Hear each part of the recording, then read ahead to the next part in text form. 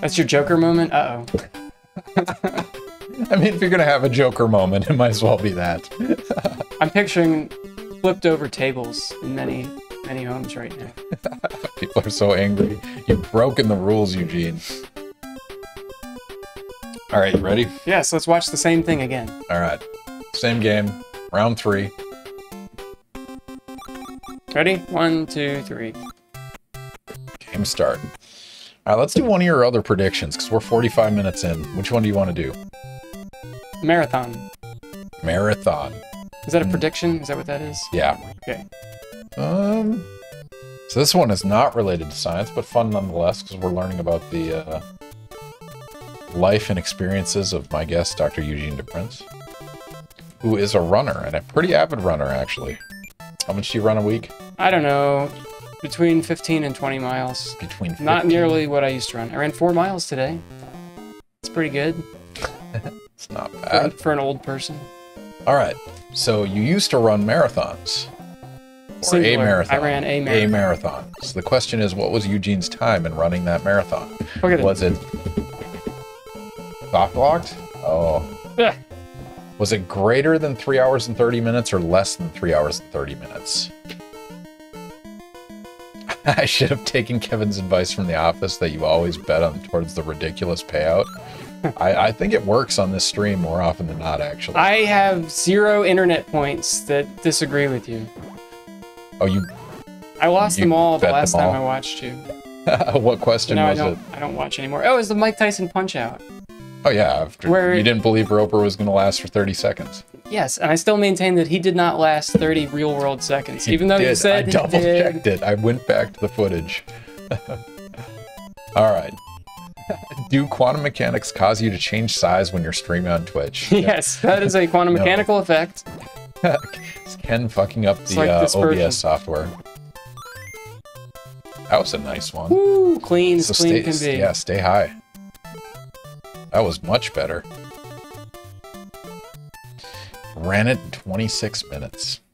I wish. The old 1 minute mile. I mean, so quantum like, I'm a pseudo-physical chemist, right? I publish in physical chemistry journals regularly, but I do a very, I don't know, applied version of physical chemistry. I use it to describe energy and electron transfer. And one of the reasons I haven't dove deeper is that quantum mechanics is not an intuitive thing.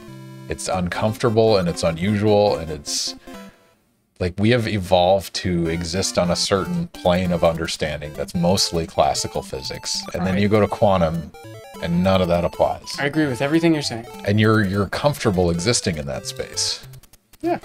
Like duality of waves and particles and... Things get weird when things get small. Things get weird when things get small.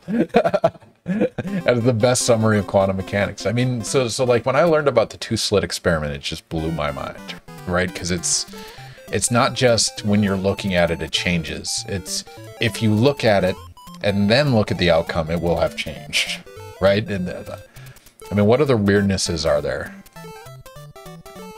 Well, today in my grad quantum class, we started to talk about spin. Do you know the experiment that we talk about in, I don't know, undergrad PChem that indicates the existence of spin? No. There's a specific one? Yeah, it's Stern-Gerlach experiment. You have a collimated beam of silver atoms zapped through an inhomogeneous magnetic field. And if those atoms have some angular momentum, they have a magnetic moment associated with them, and they get perturbed up or down.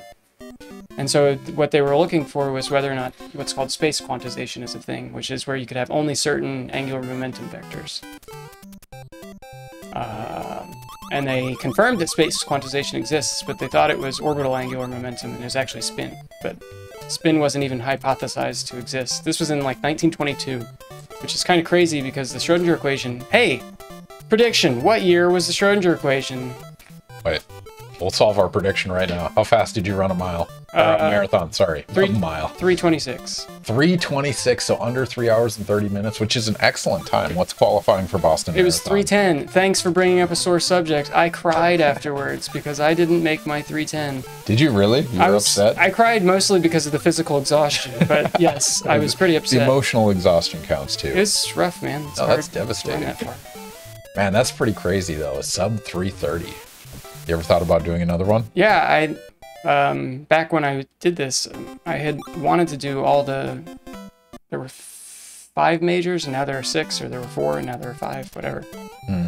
I had done the Chicago and I wanted to do the other major ones, but I just, life gets in the way. It's kind of hard to run 14 miles when you have 2 children and a job. And so if you hit that time, you're automatically in, or you're in a lottery? I don't even know how it works. Because it can't be everyone that hits that time, right? That's too many people, presumably. Yeah, I don't know. Or you have to place at a major thing with that time or something? Yeah, I really don't know how it works. I just know for my age at the time, 3:10 was the qualifying time. And you were emotionally invested in a 3:10 time. And so I did the Chicago Marathon, and you go through all the weird neighborhoods in Chicago. When I first started to hit the wall, what had happened was I had a calf cramp and I couldn't get rid of it. It was awful. And so I stopped and I was stretching, and this woman who, I don't know what language she was speaking, it was not English, and she insisted that I eat the baked potato that she had. I did not want to eat the baked potato. What is happening? What? Oh no. I did not want to eat the baked potato, but I eventually ate it so she'd go away. She just gave you a random baked potato? Yeah, I was like, I can't digest this in the amount of time that would be useful. Wait, was she handing it out to more people, or was it just you? I think she was there to help generally, and I was the lucky recipient of her baked potato. I'm going to throw an OSHA up on that one. That's, did it help? Bronco wants to know. It didn't. I tried to tell her. It didn't help. That's a lot of weight to add to your belly during a run. I couldn't walk. I was stretching. She wasn't going away. That should have been a prediction. How many baked potatoes did Eugene eat during a marathon? Less than 1 or equal to 1? That would have been much better. Yeah, that's amazing. So Bronco has a follow-up on this discussion. I'm planning to run a marathon next summer. Any advice? Do it before you have kids. Do it before you have kids, when you have time to do it, yeah. Yeah. I don't know. I feel like it's a hard thing to do. Let's start with half marathons. I really like half marathon as a distance. That was close. My best half marathon was 83 minutes or something like that. It's like 6:20 something pace. So to do a race like that, I think anyone who can run 5 miles is capable of doing a half marathon. For marathon, I don't know. Read some training guide. Don't listen to Eugene. Don't listen to me. Eat potatoes. Have pocket potatoes while you're running. Man, that lady she embedded in your memory for the rest of your life. Oh yeah, I will never forget that. That is a life experience. You can't recreate. No one believes you. No one believes you. It's one of those things so absurd I don't think you're creative enough to make it up. I'm not. It's just so amazingly. Or you hallucinated? Is it possible you hallucinated? It's possible. Oh, what have I done? What? I made her jump. Oh. Are you having fun playing Mario 2? I am. It's been a while. Dream Potato Lady. Man, you know what speaking of dreams, I was asking Ken right before we started if he knew anything about sleep paralysis and sleep paralysis demons. I cannot stop thinking about this lately. Explain to the audience what sleep paralysis and sleep paralysis. So it's a thing where you wake up and you're like completely awake, but you can't move. And a lot of people who have this, a lot of people who have this problem experience like the presence of a being that's not a nice being. And it's often described as terrifying. And so I was reading about it on Reddit the other night, and there's one guy who, I think I stumbled upon it because it was someone on FSU Reddit. And I, for some reason, clicked on it, so someone's gonna... Yeah. Anyway, his description about the sleep paralysis demon was, it sat on his stomach and tapped on his teeth and said, "Why are you eating flies?" Very strange. I mean, somebody has to have studied this. This is common enough that...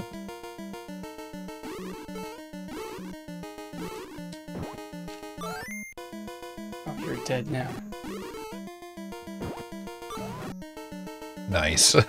Alex Rob wants to know, is the potato lady with us now? Is she in the room? Fever Dream Potato Lady isn't a person. It's a state of mind. That's somebody come up with a potato lady emote. We'll have to figure out which one to sacrifice, but I think she merits one. Man. I mean, that just seems like a really fun thing to study. Like, you'd have to get really creative in how to, I don't know, measure that or isolate variables that cause that. Yeah, I don't know. Like, I find it super interesting every time I start reading about it, and then I get terrified, and I don't want to go to bed. I'm on it. Thank you, Alex. I got choked unconscious once in jiu-jitsu and hallucinated a demon doing things to me I can't describe on Twitch. It's the sleep paralysis demon. So something, oxygen depletion to the brain. I have no idea. Just triggers some kind of imaginary creature that everyone's terrified of. And it's like a presence and not a nice one.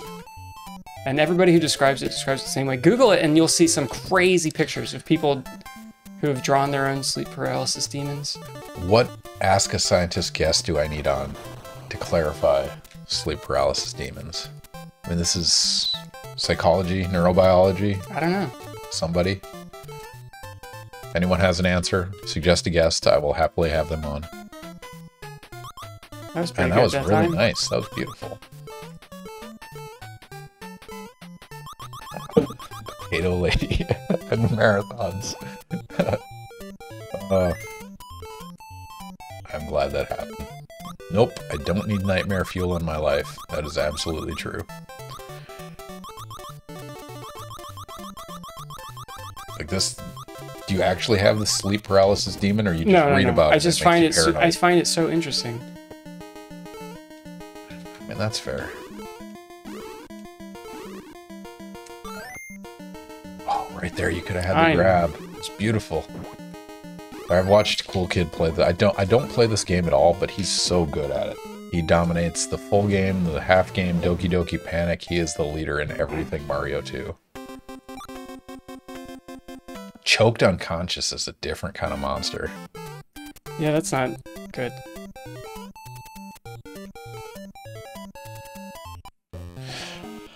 Alright, anyone just joining us, we're an hour into Ask a Scientist Gaming with Professor Eugene DePrince, who is an expert in physical chemistry, quantum mechanics, all things counting single electron systems, multi-electron systems with one nuclei or two nuclei. Also magnesium fluoride is what I learned today. Man. I give Eugene a hard time about what he calculates. Oh, look at that! That was clean. Nice. Speed strats.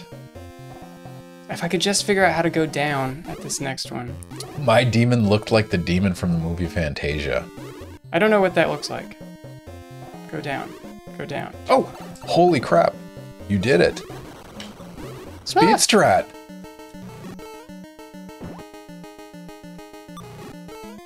Now you're saving. You're good. Yeah. You got this. You got this. Alright, I got 4 minutes. Do any chemists study things at the bottom of the periodic table? Like, what the heck is francium? As an organic guy, I never got past the third row. And the answer is yes. One of our colleagues at FSU, Tom Albrecht-Schmidt, studies the stuff way down on the periodic table. He's interested in the lanthanides and actinides. We've measured a bunch of samples for him. So, I think we've measured, what, berkelium, californium, Einsteinium. We did the first time resolved emission on an Einsteinium complex. I don't know if it's real because we're the only people to measure it, so take it or leave that for what it's worth. But yeah, the things he's most interested in is how they bond. Like, if you're at that portion on the periodic table, the rules for like ionic versus covalent and like, is it electrostatics, is it sharing electrons, aren't necessarily established. And you've calculated some of this stuff. Yeah. Do you have any?